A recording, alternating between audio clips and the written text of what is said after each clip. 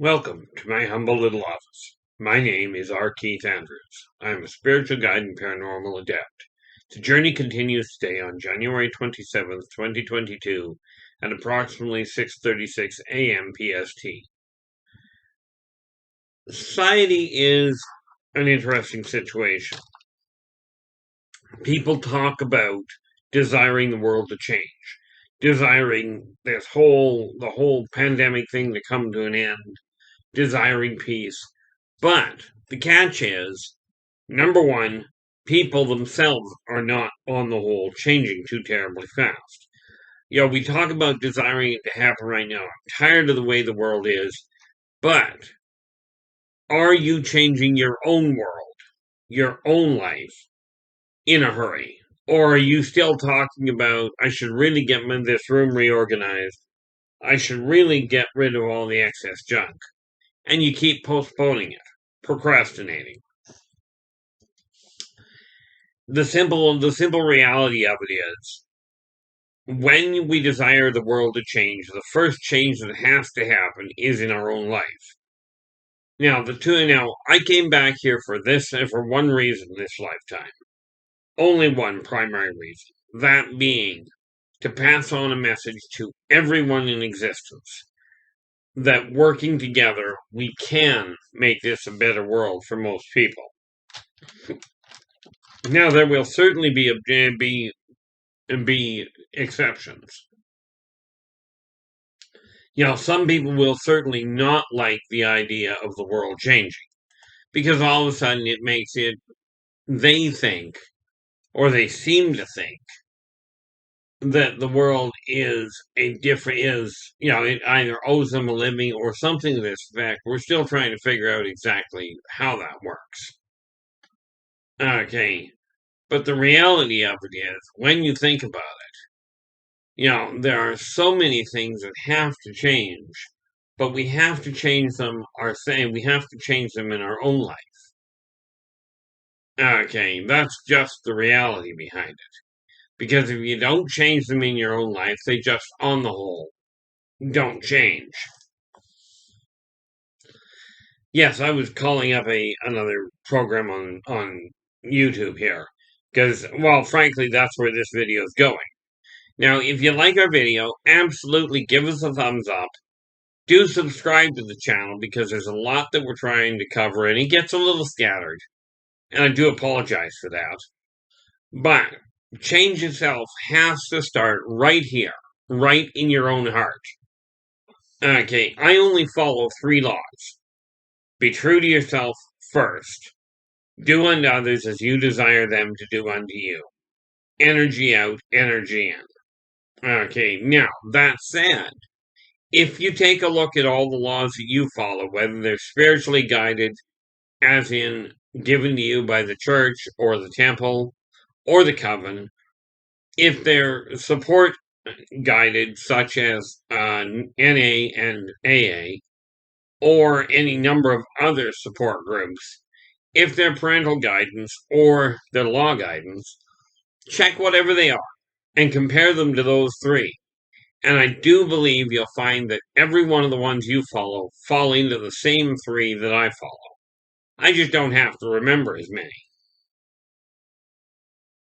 One of the easiest ones to understand is all the laws that are written down in the legal tomes, because all of those, they fall under one simple rule: you must follow the laws of the land in which you are. Now, don't get me wrong, I am not absolutely perfect. Okay, I am not someone. I do not follow every law that's written. I don't follow every law that I'm told, except those 3 on the whole. But even those 3, this do unto others as you desire them to do unto you. I do my best, but I am not perfect. But the thing with the legal system is this: if you're living in a community, and this is the easiest way to put it, if you're living in a community where the community has said it's illegal to smoke, in the community, then so be it. Okay, that's the way it is. With that in mind, a person, if you own a home in that community, you have to follow those laws. You cannot go, I know you're not allowed to smoke in the community, but in my home you can. Cannot do that because you're breaking the law in the community. Conversely, if the law says it's okay to smoke wherever you please, in your home, you can say, yes, it's absolutely okay to smoke anywhere you choose, except in my home, because you're not breaking community law. You're just simply laying down a different one in your own home. Okay, now the same thing applies to community versus the city you're in versus the province or the state and the country, okay? They all get smaller and you get more refined laws. But when laws start to become unbalanced based on somebody's social positioning, their economic standing, or their orientation or skin color or anything else, the moment you start making laws that discriminate against individual groups or in favor of individual groups, you've got a law that is going to cause problems. This will cause a fracturing in society. Okay. And the same applies if the laws are being laid down and the people that are laying the laws down do not follow these laws. You end up with a fractured society. When that society fractures, if the sub-society makes new laws inside their own society that are also unbalanced, society will fracture again. Okay. And when that happens, all of a sudden you end up with absolute chaos. Now you can see this most clearly in society where religion takes place. You take a look, the easy one to see is Christianity. Okay. Now, Christianity simply has one backbone to it. I'm just going to look up a piece of information here. I should have thought about this before. But the reality of it is, Christianity has one basic premise. Believe in God, the Creator. Believe in Jesus, His theoretically only begotten Son. Okay. Now, every one of the Christian faiths, every one of them has the same backbone. But where we have a problem is when there's one discrepancy, one thing that somebody doesn't like about it, they seem to break off and create a new one. The Catholic religion versus the Protestant. Okay. When the Protestant religion was created, it was created because the man in charge, from what I gather, it was King Henry VIII, decided he didn't like the laws of the Christian faith. So from that standpoint, he created a new one. Net result, we have the Protestant religion. Now, the sad part is they both worship the same thing, but they became two. Then you get them fracturing again. Okay, and I was just looking up how many Christian denominations are there now this gives you an idea. Christians believe essentially one God, one Son. Okay, they all believe the same thing. So if that's the case, why do we have 45,000 denominations around the world? Okay. Now, if you think about that, when they are separated, I'm looking at the stats on Google right now, and understand, I don't do the research, so I haven't checked these numbers. I'm just looking at what I'm reading, which is pretty much the same thing you're going to be looking at. But if they all believe the same thing, and they're talking about unity, why, pray tell, are there 45,000 denominations globally? Okay, there seems to be a bit of disparity here between talking about world peace, talking about world unity, and yet the very backbone of this belief structure is separated into who knows how many, into how many branches. Now, of course, we take a look at this. This will tell me for not doing, and this will teach me for not doing my research first. Okay. Now, when we take a look at the Jewish community, okay, you take a look at the Jewish community, and they have, what do they got here? I don't know why. They're not telling me populations. But what they are telling me is there's only 3 major branches. Now, I'm not Jewish. Okay. I'm not by any functional stretch. But the Jewish people have only 3 major sections. Now, who has more of a handle on world unity? And then we take a look around the other side of this.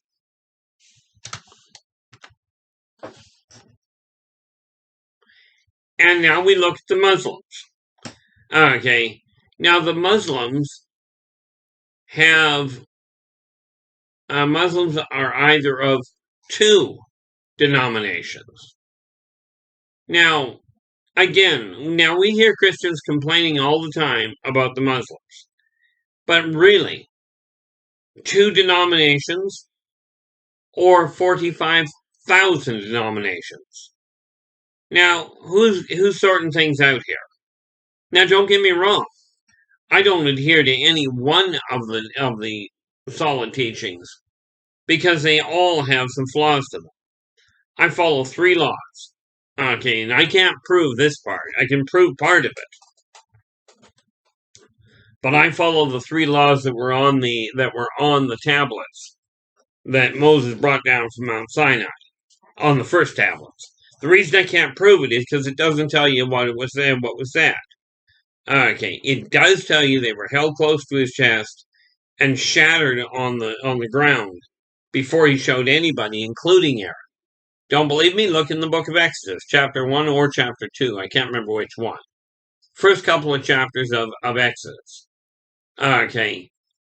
But that's why I follow only the 3 laws. Be true to yourself first. Do unto others as you desire them to do unto you. Energy out, energy in. Now, I'm just finding out some of this information myself for the first time. Quite literally, I'm just looking it up here.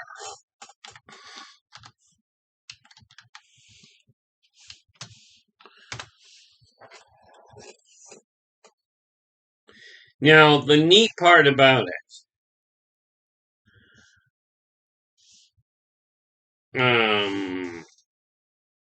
what am I looking for here? Get a little sidetracked looking for a piece of information. This is a live recording, by the way. And being a live recording, you get all the hiccups, the twitches, the pauses. I just get to the end of this, I double check the date, and I post it as is. Okay. And I'd be inclined to say that the Mormon faith is simply, I would be inclined, they're one of the Christian denominations, so that doesn't work very well. So, now there's a lot of different religions, but you get the point. Okay, we got the Christians that are so badly scattered, it's no wonder they can't get much accomplished. Okay, then we have the Jewish people, which are a lot more unified with only 3, and the Muslims that only have 2 different denominations. Okay, they only have 2 paths to the same goal. But at least they're relatively organized. Okay. Now, when we're talking about belief structures, this is why you must be true to yourself first.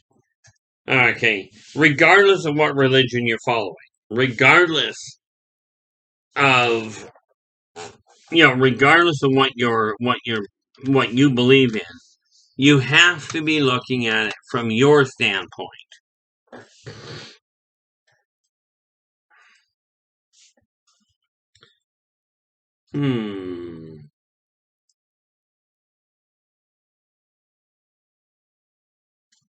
Okay, that one doesn't. I'm just looking up paganism here, and it doesn't actually give you a definitive answer. Okay, so I'm betting there's a whole pile of different ones there, but it doesn't give us a definitive answer by any functional stretch. And since I can't find the answer, I'm not going to bother. The point being that we have to get on the same page. Okay, we have to, if we're going to bring this world into a unified front, we have to realize a couple of things. When I talk about being true to yourself first, okay, that means you're still following the rest of the laws. But if something doesn't feel right here, providing you're not breaking one of the karmic laws, okay, if it doesn't feel right here, then really question whether doing it is a good idea. Okay. But compare that to, is the way you're behaving towards people, is that the way you desire people to try to behave towards you? If the answer is yes, which unfortunately seems to be the case in a lot of situations, then absolutely keep going. But I will tell you, what I've found with most people is most people treat others in a very reactionary way. I've done it myself. Okay, I'm not perfect. Okay, the only difference in for me in a lot of cases is I'm quite willing to acknowledge that I draw a very hard line. Now, I've come to a very simple philosophy. Okay, you give one polite warning.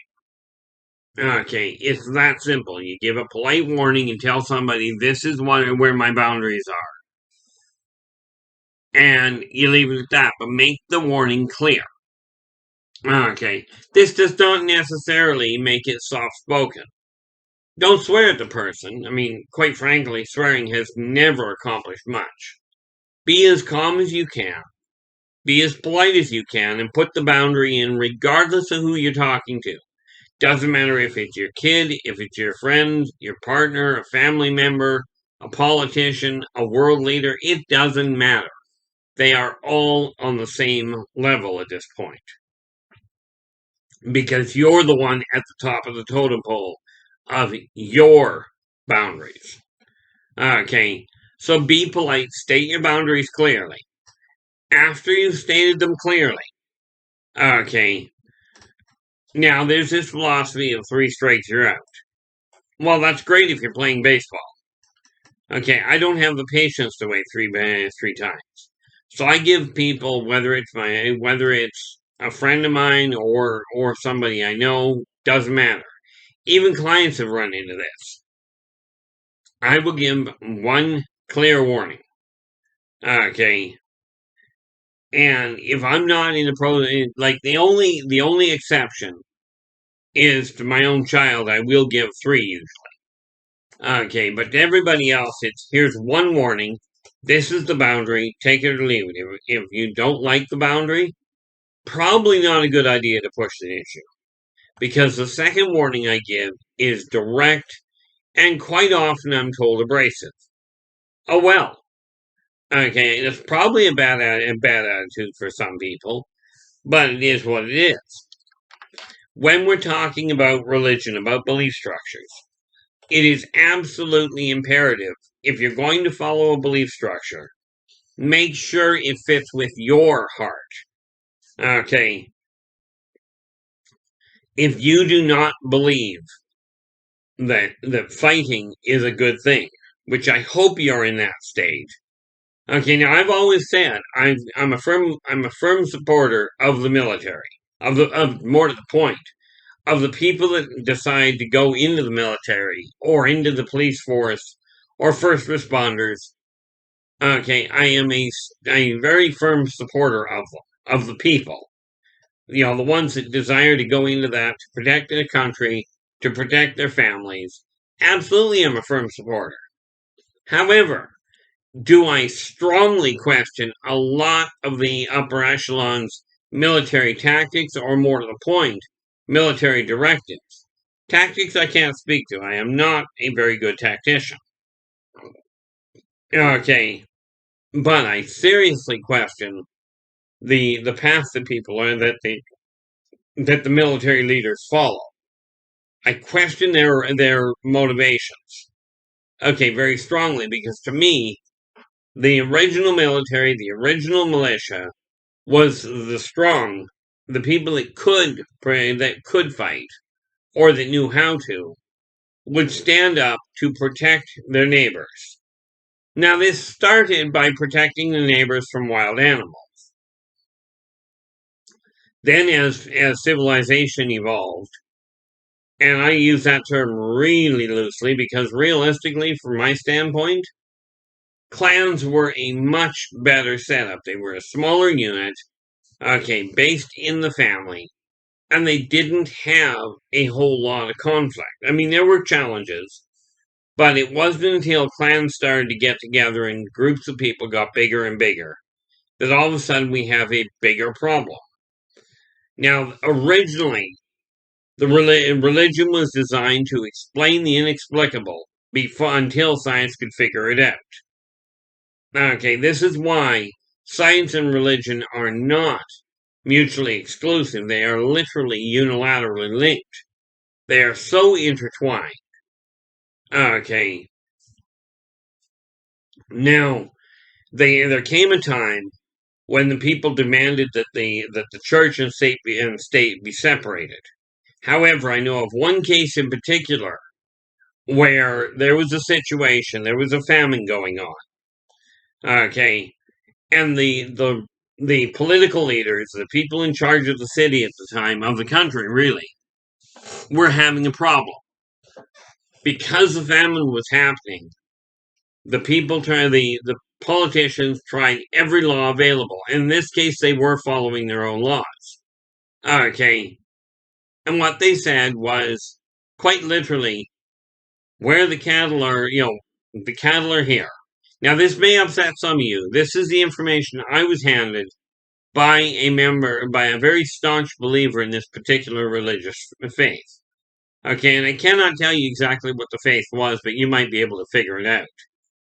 They were having a famine centuries back, and the politicians, the city leaders at the time, were trying everything.